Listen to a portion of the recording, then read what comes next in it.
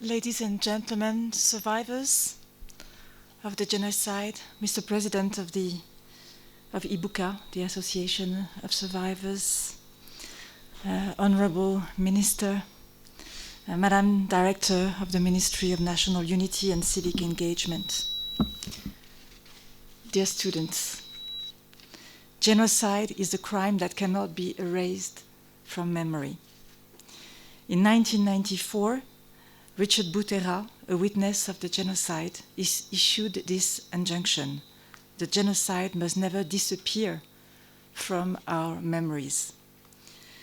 And it is with a great emotion that I stand here before you, among the survivors, and here in the sites of the horror. I stand with you 30 years after the horror, after the unspeakable, after the genocide.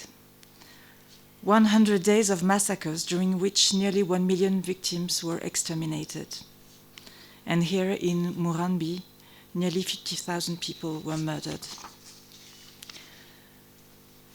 As you said, today it's a memorial of the genocide, but in 1994 it was a school under construction. The perpetrators of the genocide gathered the future victims here, telling them, "Come, you will be protected, you will be together." And it was a death trap. Surrounded, just dozens escaped the massacre. They thought they had found refuge, but there was no other way out than death in this school that never opened. Many of the survivors with whom I had the honor of discussing earlier mentioned the importance of the exhumed bodies preserved in lime to remind us of the absolute horror of the genocide. We are 30 years after, 30 years that have passed, 30 years of extraordinary journey for your country. But we must also remember that 30 years before the genocide, as one also of the survivors reminded us, a little more than 30 years before the genocide, there were already massacres. There were already an institutionalization of hatred, including in school. We mustn't forget that genocide never happens in the snap of a hand. It is prepared. Mentalities are prepared. And this is one of the very important lessons that we have to learn for the future. I would like to thank the survivors for their presence today. I deeply respect their courage in continuing to share their testimonies. And the young people that are here with us today are very young, of course, and have not known the genocide, but still, the trauma of the genocide, as we know, will be with us and with you especially for generations and generations and generations. It is your story, it will be the story of your children, and it is our collective story. The purpose of this memorial and its inscription is to keep the traces here so that people can come and visit, and it will also be a powerful tool to fight genocide distortion, genocide denial, which has started very early after the crimes and which we can still hear today in our society. It's also one of the meaning of the inscriptions, of the inscription of the memorial site on UNESCO's list. Nyamata, Murambi, Gisozi, Bisesero were inscribed a few months ago on the World Heritage List. It sends a very strong message. It says to the world, first, that what has happened here matters for all humanity. It is a stain on the conscience of humanity. And it's not only a Tutsi and Hutu story. It's not only a Rwandan story. It's a story of humanity. And this is why it was important that the world would recognize it as such, including by inscribing this site on what is, in a way, the memory of the world. This is the first, I think, meaning. It also sends a strong message here. We are a few hours away from Kigali, in a rural region, a very beautiful one, as I've seen, but a bit far from the capital. And maybe people thought that what happens here, will be buried and forgotten. And today the world says, no, this will not be forgotten. Murambi is on the map of the world, and what has happened here will never be forgotten. This is very important.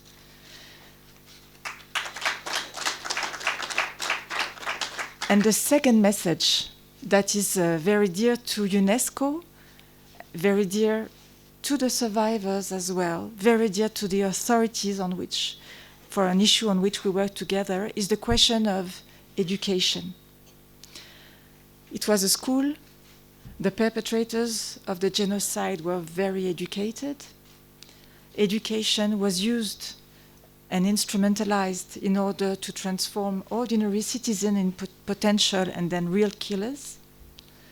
What went wrong with education?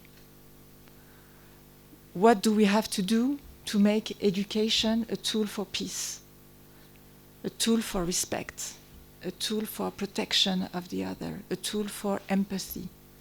And this is also the core of UNESCO's mission.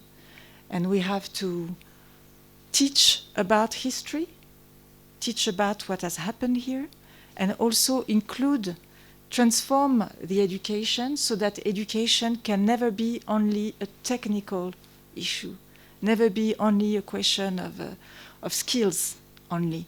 Of course, skills are important, but values are a question of life and death, as we've seen here. So how do we foster an education which can never be separated from human dignity, from respect of the others? This is what we try to do at UNESCO, and we will be supported in our mission. The teachers will be supported in their mission. The mediators will be supported in their mission by the sites, the memorial sites like the one here in Murambi. I would like to also pay tribute to the voices of those who tried to send the alarm to the world of what was happening here, because we cannot be completely desperate. There were some people who tried. Some of them are recognized as well here, and it's important. And I would like to mention someone who worked for UNESCO in the 60s, actually in 1964, and who saw what was the massacres here that were not, for which there were no accountability, tried to raise the alarm. His name was Denis Gilles Vimin. He was working in Boutaré, wrote a letter to the press the same year to say there is something rotten, something bad is being prepared. So we also have to learn to listen to those voices. There are people, there are voices, we need to hear them, to listen to them. And I would like to conclude with the word of a poet, because when reality is very difficult to grasp, and I don't think for those who have not lived the genocide it is possible to really grasp the entire horror, the entire reality of it.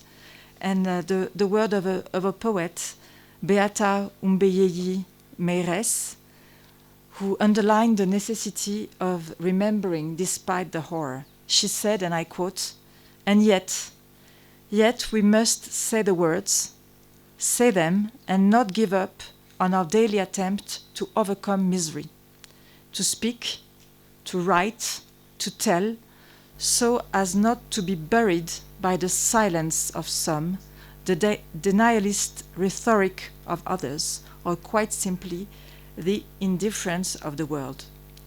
Today we stand together, and the world, through UNESCO, says at last that it was not indifferent. Thank you very much.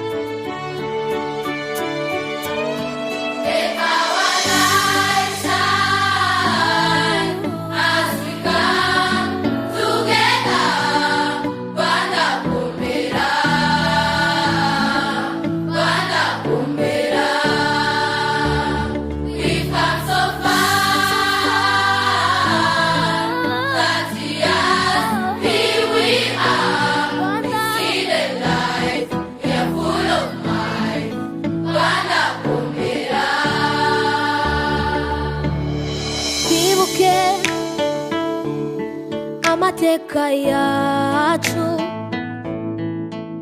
aho urukundo rwabuze n'ikizere kikabura Genocide yakorewe abatutsi maze tubura ababyeyi inshuti n'abavandimwe nidushyire hamwe dukire ibikomere imbabazi zirabe nk'uburabyo mu mvura